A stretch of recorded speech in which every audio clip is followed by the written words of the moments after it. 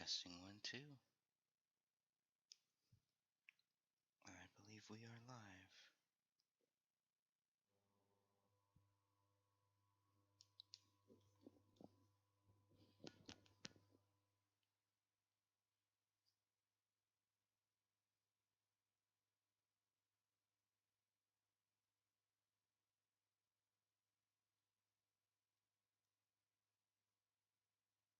Testing 1 2. Test 1 2.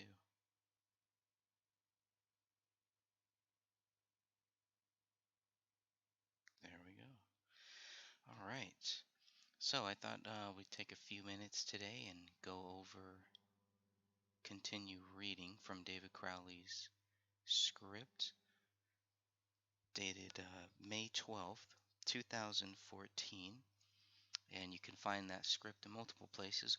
One of the places you can find it is at thegraystage.wordpress.com. All you do is go to thegraystage.wordpress.com, scroll down to where you see Gray Stage Script Revision. Now you'll notice that there are two here, and it's still not clear which one is first, but you can see that one is a little more different than the other one. So again, thank you all for joining me here live. Hey Ellie, nice to chat with you. Um, so yeah, if you have any questions, anything like that, go ahead and I'll keep my chat up here as well. But we are live today, and I just wanted to try to continue. I had started going through David Crowley's script, the May 12th script, and got a little lost. Hey, Melissa Pierce, thanks for joining me here as well. And so I started going through it. I only made it to page 13, so that's where we're going to start here today. But again, you can go to the website and you can download both of the versions of this script. And I'd be very curious to hear what everybody thinks. So let's go ahead and do that. We're going to download that right here.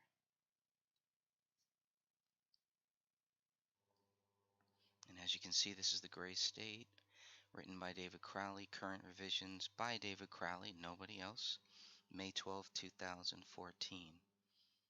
And there you go. So we're going to go down here, page 13 on the actual script, which does differ a little bit. So I wonder, Ellie or Melissa, I wonder if either of you have read this script, or have you had a chance to go through some of this script. There's only one part that I probably won't read, and that's the part that I really felt should have been taken out, but that's just me. No coffee. Yeah, I'm just getting started on my coffee here too, Ellie. So I'm with you there. So I believe I ended up last time page 13, and I think we're gonna go ahead and start right here at the home office. Yeah, things get a little interesting there. Is that where I started? Page 13. Oh, it is pretty much the same here. So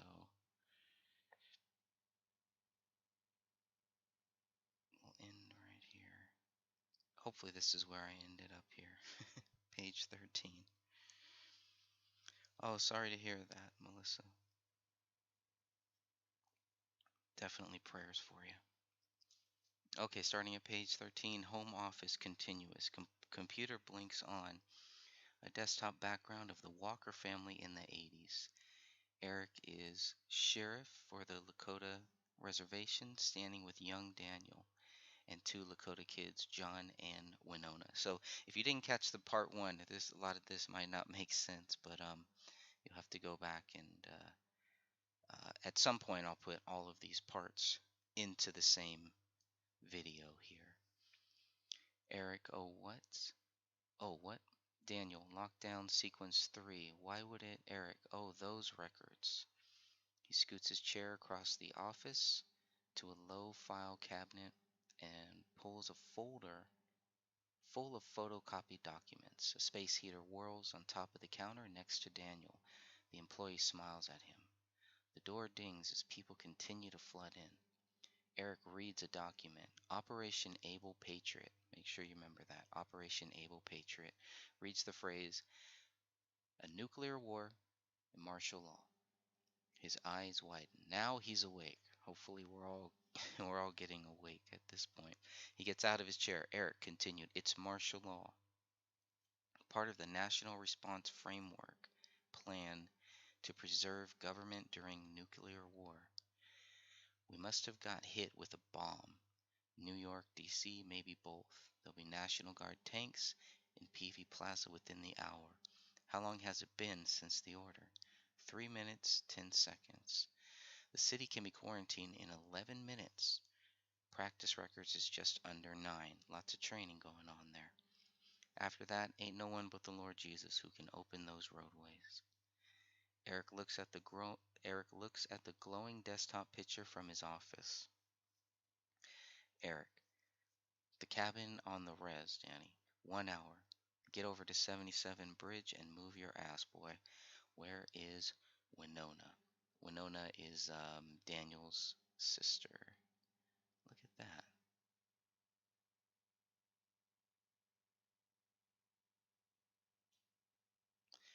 Okay, just thinking to myself there.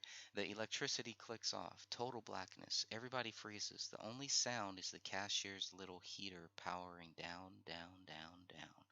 Mall of America, continuous. Darkness, noise. Now remember, there was a bomb that had went off and in Minnesota, and they're trying to figure out what exactly happened here.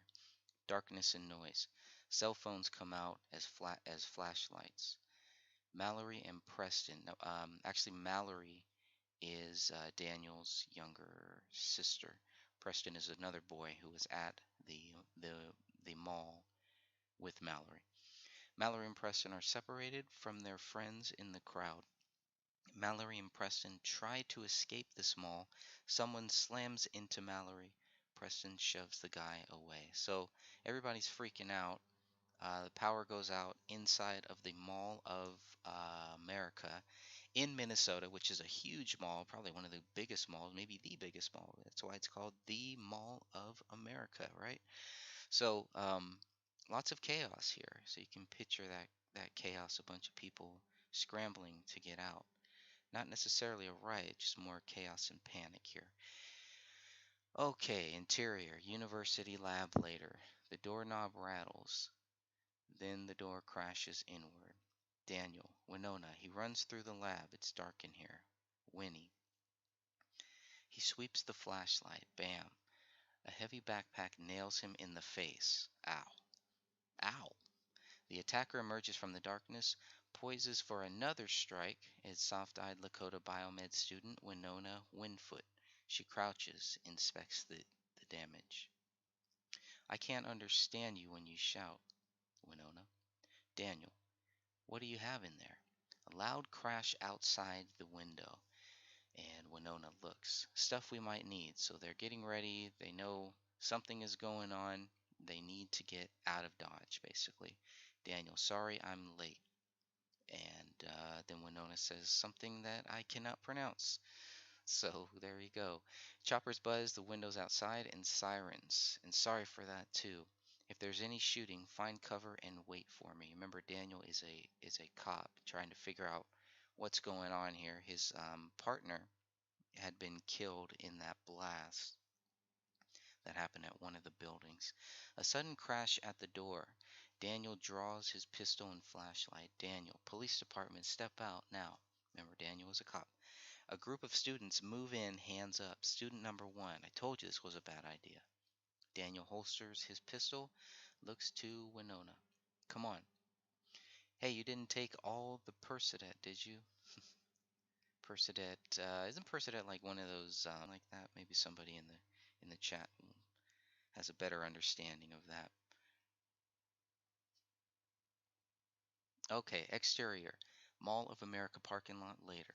They get outside to see the parking lot and roads beyond completely jammed with traffic. The city is dark except for headlights and the flashing of emergency lights. The electric whoop of a cattle prod. Mallory collapses into rough hands. Preston reacts with a cough with a cocked fist, but is shoved to the ground. So still chaos inside of that mall as Daniel is trying to, okay, get into a squad car here. Squad car interior. Lights and sound. Daniel speeds around the metro traffic, getting out. Army trucks rumble in the opposite direction. Emergency vehicle lights paint the city walls red, blue, and orange. So there's martial law. You got a big bomb, which is going to turn out to be a false flag, spoiler. Um, and Daniel is going to get blamed for this. That's what's all going on here. I'm not sure if at this point if Daniel has figured this out, but with the coming martial law into Minnesota, into the Twin Cities, into this city here, he knows he's got to get out of this city before they blockade it, before they, all the tanks, all the troops, before they come in and basically lock down this city. So he's trying to get some stuff, get his family, and get out. Daniel, 3 miles in 2 minutes. One to get there, one to get out. One to get there, one to get out. So he's talking to himself at this point. Dispatch crackles with new calls, new disasters. He turns the radio off. What's happening, Danny? Said Winona. Daniel, it's a false flag. They do it to incite panic, so they have an excuse for martial law. At first, everyone's going to be out getting food before the stores go dry. Riots, arson, military arrests, food and medical shortages, federal relief camps, forced labor, forced relocation, foreign interdiction. How do you know this? Because that's how we impose the martial law in other countries. All of the martial law, everything that they were doing, all the stuff David Crowley had talked about that was happening in these other countries, it's obvious he saw it all coming here. It was all coming back home, to his home, and probably to a lot of different places. He looks over. There's a glow in the horizon sky. What time is it? That's not sunrise. So there's a glow, but it's not the sunrise. Can you guess what that is?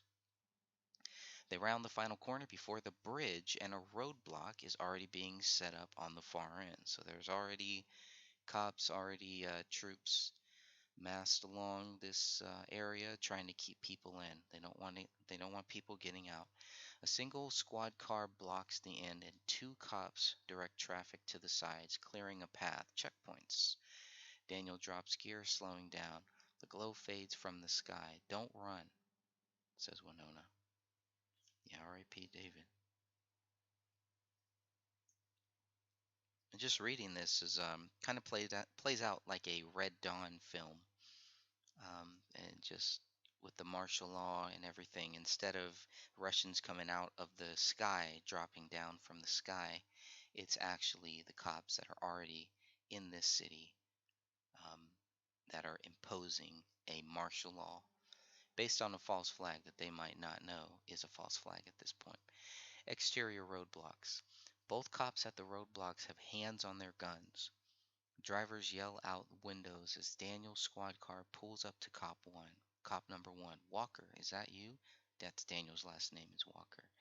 Cop two moves around the vehicle, tense, arrest posture, so they're gonna get ready to take him in. Yeah, listen, can you back your squads up? I need to get through. Cop one, only federals getting through tonight. Didn't you hear what's happened? That's why. A shrill pitch from the road behind them, a column of black vehicles approaching. It's them. Feds are coming. Interior black truck, continuous. Pepper, the black suited surfer dude driver. The vehicle is loaded with well dressed VIPs, government employees, cultural elite. Bowen watches the sky. He's an old warrior turned private security with a graying beard and black combat vest. Eyes over radio. Mobile, this is Eyes. That's a confirmed strike on Windy City. This is Mobile. I copy. Switching to public secure. Twist radio knob, yells to senior VIP. Chicago's gone, sir. What? Bowen. Bowen says, Region Hub went dark. I need your permission to change course to Denver. So not only is there something going on in Minnesota, but Chicago is apparently quote unquote gone. Very interesting stuff here. So it's not just, so we're just getting a glimpse. This whole story just takes place in Minnesota. So That's why the door was left open for other stories, other web series, other video games. David had a lot of different plans, a lot of different moving parts. And what's very important about this script, in case we haven't mentioned it yet, what's very important about this script that we're reading here is this is a few days, that the date on this script is a few days before David Crowley goes and meets with two guys from Hollywood, the Michael Entertainment Group, and they basically make a deal. They make some type of a deal. They have contracts. You can look at those contracts online. We have those contracts, and they're going to make a deal with David Crowley for this. And so David Crowley has a lot of other plans, not just for this movie deal, but on as a side note, he's got other things going on too that will coincide with this. So he's not just creating a script, he's building a franchise. And I think that's a big difference from what he was doing and what the other Gray State guys were actually doing too. Anyways, let's keep reading on. VIP nods assent. Outside in the filling streets outside, flashing flashlights bobbing, cell phone screens floating. Bowen, break, break, break. This is Mobile 6. All units immediately shift to alternate B. Replot flight to destination Denver. How copy? Over. They're going to Denver. What's in Denver? Gee, I wonder. Several radio confirmations. Air. Mobile, this is Air. We are standing by to receive precious cargo at Private Gate 1 Alpha. Be advised, the airport is getting a little hot. Bowen, copy all, sir. Weapons tight, but stay frosty. 10 mics. To Pepper. Bowen says to Pepper, only open route out of town. Nothing in our way. Push it. Let's move. So they're getting out of Dodge, too. They accelerate around traffic and approach the roadblock. Exterior roadblock continues. Both cops have guns pointed now. Cop 1, you know your cruiser is reported stolen. This is what they're saying to Daniel. Long pause. Get out of the car. Get out of the car now. Daniel is pulled out. Cop 1 covers while Cop 2 goes in to cuff him, putting him on the ground. Stranded people are yelling, stressing out the cops. A sudden sound cannon blast interrupts as Bowen hops down from the MRAP and approaches from the other side of Dan's car. Bowen, hey, listen, you need to move your shit. Daniel hears the crunching boots coming, sees Cop 2 looking inside the car. Dan suddenly grabs the cuffs and hip tosses Cop number 2. He's some type of a martial artist, definitely highly trained soldier. Bowen and Cop 1 both put their guns on Daniel. Bowen doesn't know who the bad guy is, moves between targets. Cop number 1, he's the bomber. So they all think that Daniel is the guy who bombed a building in Minnesota, and for some reason Daniel got blamed. At this point, it's not really clear how he got blamed or why he got blamed or who is blaming him. But of course, as we read on, that will all become apparent later on. Bowen locks his eyes on him. There's recognition. Suddenly, Winona opens the car door. Pepper fires a reflex burst, shattering the rear window and hitting Daniel in the leg. Daniel goes down, draws his pistol, and shoots Bowen in the vest. Pepper opens the door to fire, but Dan empties his magazine, sending them back both into armored MRAP doors. Daniel sees the rear window of his car has been shattered. Winona, he calls. Daniel's eyes narrow with fury, and he stares down the dark-tinted MRAP windshield. So he's looking for Winona. Interior black armored vehicle, continuous. Bowen watches Daniel reload quickly and expertly, then fire into their bulletproof windshield in tight professional shot groups. A controlled pair each for driver and commander. Whoa, shit, said Pepper. Exterior roadblock continuous. With one pistol trained on the windshield, Daniel deftly jumps up the MRAP's hood. He tugs the connection wire out of the crow's sensor head. Inside, the controls for the machine gun go dark. So he dismantles this vehicle, the MRAP. Keeping the pistol trained, Daniel jumps back down, flashing lights and sirens. The cordon is closed in. Interior, black armored vehicle, continuous. Bowen watches through spider pattern bullet impacts as Daniel gets in the car and drives away. Pepper can't activate the crow's machine gun. The cordon closes in. Lights and sirens sealing off this bridge. Interior squad car continuous. Flying down the highway south away from the city, Daniel eyes the mirrors, looking for signs of pursuit. And Winona bleeds in the back seat, eyes blinking slowly. As he watches the rear view, she looks into his eyes. Her mouth forms words. But his ears are ringing. He can't hear flashing lights adding to the chaos. Series of shots. Set to the ringing ear tone. News feedback. Domestic terror attack. Dollar declared worthless. Martial law response. Hunt for the suspect, Daniel Walker. He's their suspect. Exterior, forest hillside morning. Still gray haze and a light snow. Pine trees in the bluffs. A beautiful landscape. Daniel stands shivering by a pile of loose dirt and snow. He looks down for a moment, turns and trudges away back down the hillside. Exterior parking lot. A remote gas station parking lot. Daniel pulls an M4 rifle from the trunk of the squad car, breaks it down, and stuffs it into Winona's blood-stained bag. Next comes a first aid kit. He looks at it, thinking. He sits down in the driver's seat and opens the first aid kit, finds a sterilized razor blade. He presses the blade onto the back of his hand, revealing a small bump under the skin. He finally grits his teeth and does it. The tip of the blade slices the skin, probes, and finally brings out a tiny electronic device from his hand. Yikes. He wipes the blood off. Oh, this is important right here. Let's stop here for a second. For everybody who has seen the 2012 Gray State trailer, when you see they all have this little mark. It's like a pyramid. It's a triangle mark.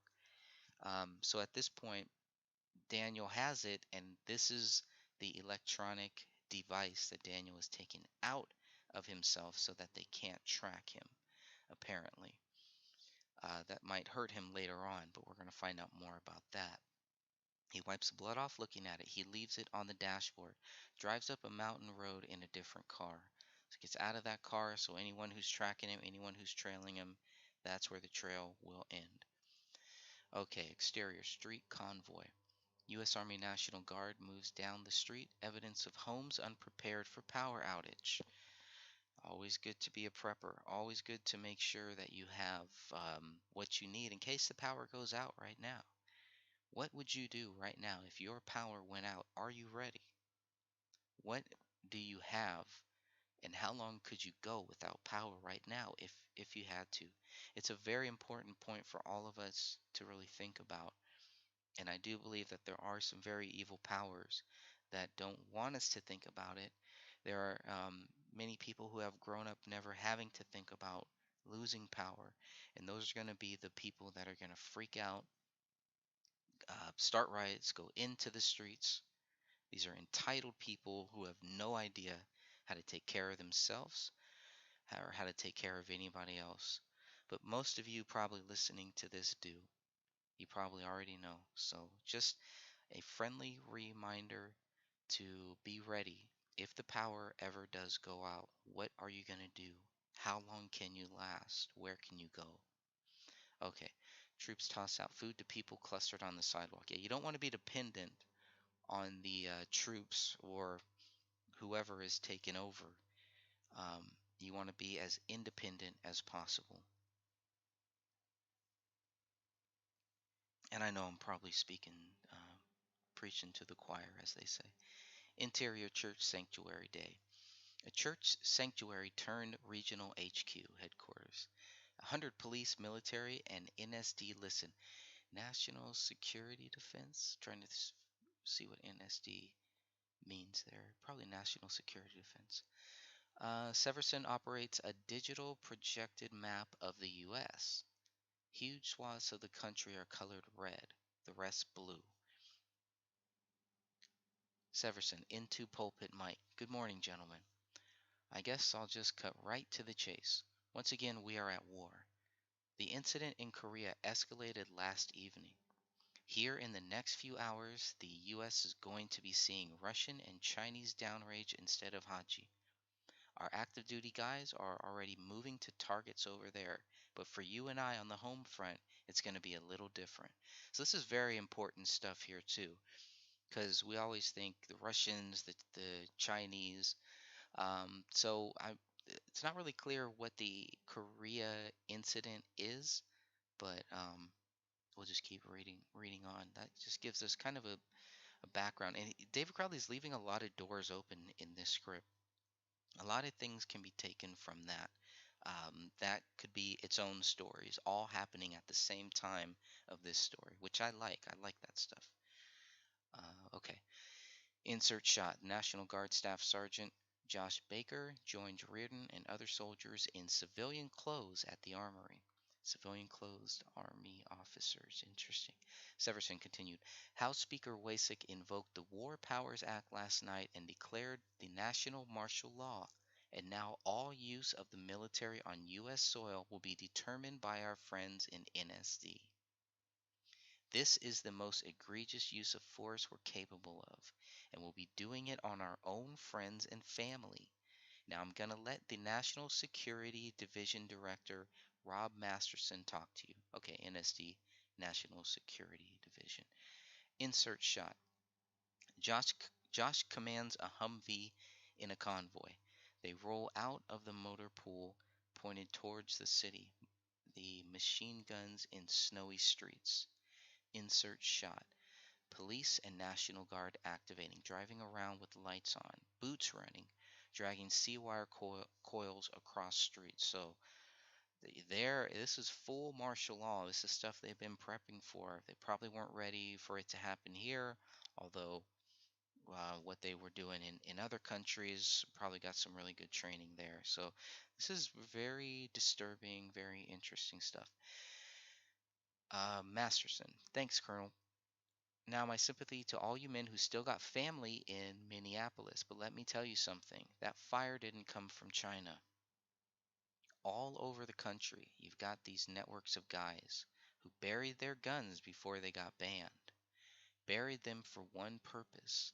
They're networked, trained, and once they figure out how stretched we are, they will try their luck.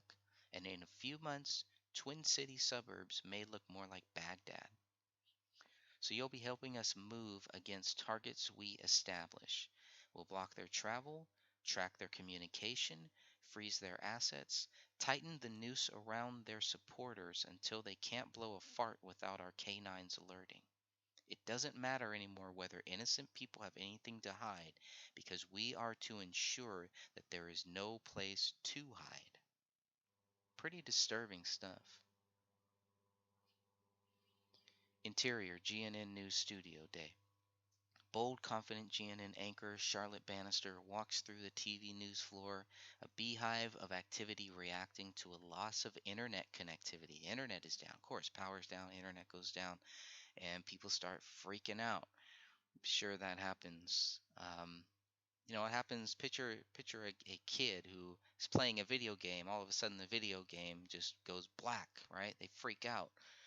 And that's kind of the way that I picture some of this happening here. People just freaking out, not knowing what to do, and just starting to go crazy, lose their mind, lose their sanity. And like David Crowley said in the 2012 trailer, those who panic die first. Charlotte, they want us to run what story? What's this just happened? She flaps a printed article. Stage manager. Just until we get the alert system confirmation. Charlotte, when they shut down the internet, it's because they don't want you to see what's happening. Good point. They walk past the emergency alert system, which connects to every phone and TV on the grid. Another reason to stay off the grid as much as possible, if you can, within your means. Snowstorms in the bluffs, almost utter silence. Daniel watches from the crack of a tree well shelter, looking out with the detached optic from his M4. Far below him, he watches slow-moving lines of refugees moving down the highway. Hundreds of stalled cars form clusters, people trying to stay warm. Very sad stuff. He shakes. It's freezing out here. It's snowy.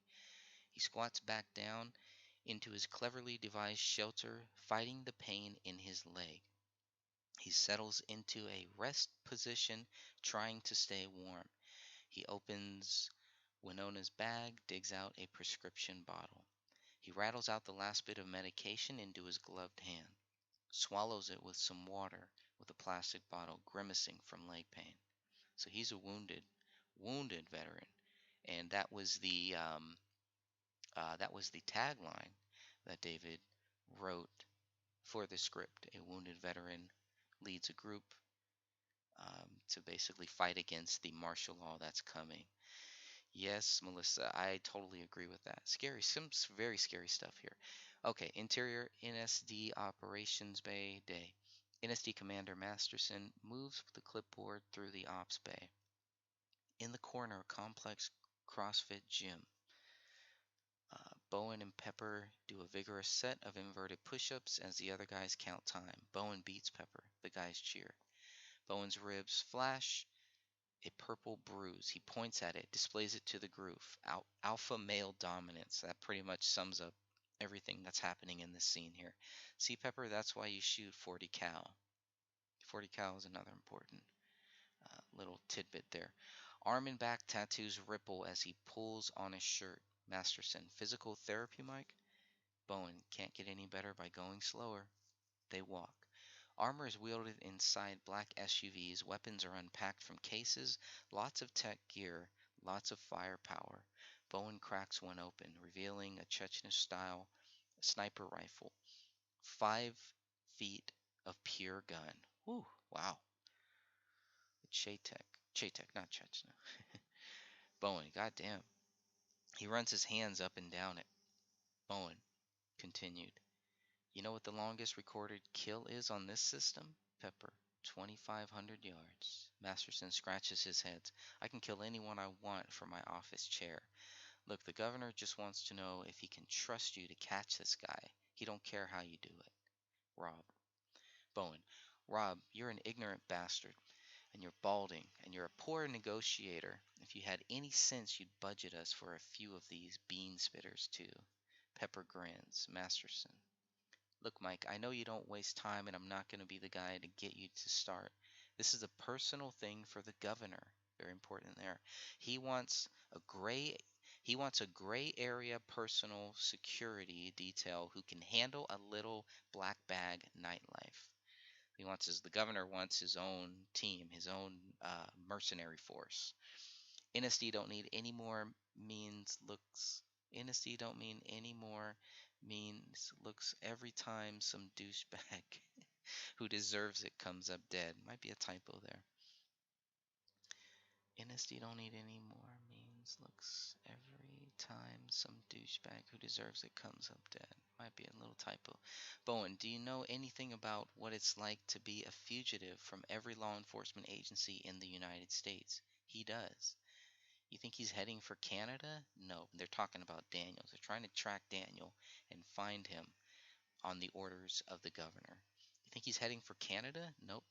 He'll never be further from you than the max effective range of whatever weapon he's got on him. Helicopters land on the pad outside. Bowen, Rob, I could use one of those too. Interior, black office brief room. Day. Room full of stacked, intimidating operators with lots of experience. A flag hangs from the ceiling, white pirate skull and lettering on a black flag, Black Office International. That's the name of their team. It's the name of and that's their flag. It's pretty interesting too. A white pirate skull and lettering on a black flag, Black Office International. Kind of like Blackwater. Bowen. Welcome to Black Office. I am owner and ops manager Mike Bowen. If you're here, it means you come highly qualified from the most narrow and in-demand skill set in the country today. Bowen keys a PowerPoint slideshow. Shows Urzik Wasik. Bowen, gentlemen, our new client, House Speaker and Regional Governor Uri Wasik, This may seem like your career's golden ticket, and it will be, but it means we'll be sharing hot routes with Army convoys, otherwise historically known to an oppressed population as big fat targets. And remember, these local rubes are going to be pissed off and will be looking for a suit to shoot, and they can probably outgun a lot of you. Pepper. They laugh. So he said Pepper, as if they can outgun Pepper, I guess. Okay. Bowen, respect your enemy. Whatever you have to do in the service of our client will be exonerated. But if there has to be a shooting, let your enemy be the one to fuck up and shoot first. All right, let's get to work. Black Rock. Oh, interesting, Ellie. Okay, I'll have to look up Black Rock. See what that's about. Interior Bowen's office later. Accolades from a long career. Secretary Jessica works at his desk. Jessica, morning, Mike. Sing to me, sweet thing, says Bowen. Jessica, Daniel Walker. Okay, now we're going to get a little background history of Daniel Walker, who he is. Daniel Walker, former MPD, Minnesota Police Department, blew up the Hedgem building downtown, stole a cruiser, made a run through a police cordon, shot you, and made good his escape. Yeah, okay. Where'd he disappear? Jessica dropped his RFID outside La Crescent. He knows what he's doing, said Bowen. Jessica, Mike, all the bombing rap, it doesn't hold up. I don't think he did it. Bowen gets up to go. Bowen, it doesn't matter what he did. He's dead no matter what we do. Jessica, why? Economics. Exterior downtown Rochester. At night. Hand painted signs. No cash, RFID only. Where have you seen that before? Not the RFID part, but no cash. No cash, and must wear masks. Armed cops stand dodgily outside a posh protected grocery store that's running on generators. This is one of my favorite scenes here that we're about to read through. Exterior, interior, grocery store, night. Daniel sits in his car across the street, bandage, hand gripping the wheel, watching the controlled entry point. The crowd gets pushy. He counts out some cash, crinkled bills, and some change. Winona's go bag is in the back seat, rifle barrel poking out. Exterior grocery store night. Daniel approaches the barrier in uniform, hiding his limp. The crowd yells and jeers. The cops let him in. He got pretty lucky there. Interior grocery store continuous. Daniel in his police uniform tries to hide his limp as he moves past the cart boy. Daniel, hey man, do you have a working landline? Cart boy, a what? Daniel sees a payphone in the entrance, walks past the cart boy. He puts cash in and dials. Ring ring. People stare at his back as they walk past him. He finally gets the answering machine. Machine, this is Stack. What up? Beep. That's the answering machine. Daniel, listen, it's me. You probably saw the news. Anyway, I need your help, man. You remember where to be and no bullshit because they're gonna know you talk to me, so you might not have a choice. Okay, see you. All right, so now he's talking to Stack. If you remember, Stack was in the very first scene when Daniel was serving in Afghanistan. So this is a guy who served with Daniel. Daniel's reaching out to him. Daniel knows that once he reaches out to Stack, um, people are going to start coming after Stack. We'll see how Stack reacts to that later. Daniel hangs up, turns a little too fast, and winces. He goes to the pharmacy. Every price is 500% higher, but there's nothing left on the shelves. So you can all visualize this. All you who have seen the 2012 trailer, you can visualize this right here. Nothing on the shelves. Anyone who's dealt with the coronavirus, who's walked into a grocery store during the coronavirus, you can also visualize what this will look like. We got a taste of it, a small little taste of it. But the 500% higher thing is also another crazy thing. I mean, this town is under martial law, and yes, there are some similarities to what we see, at least in those early days of the coronavirus. Um, okay, Daniel leans down with a wince and sees one bottle wedged in the back corner. He scoops it out. Baby aspirin. He stares at it. Interior checkout line. This is definitely one of my favorite parts here. Daniel stands in line with his medicine, and some small food items, thumbing his change.